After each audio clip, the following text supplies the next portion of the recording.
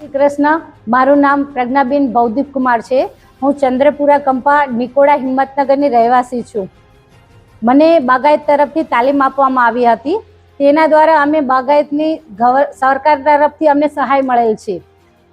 અમે 3 વર્ષથી અમે પાપડનો ગૃહ ઉદ્યોગ ચલાવીએ છીએ. એમાં અમે ચોખાના પાપડ, મકઈના પાપડ, જુવારના પાપડ અને રાગીના પાપડ, ઘઉંના પાપડ, અમે જે મેંદા વગરની આઈટમ બનાવીએ છીએ કે મેંદો અને ઘઉંનો ઉપયોગ કરતા જ નથી અમે એનામાં.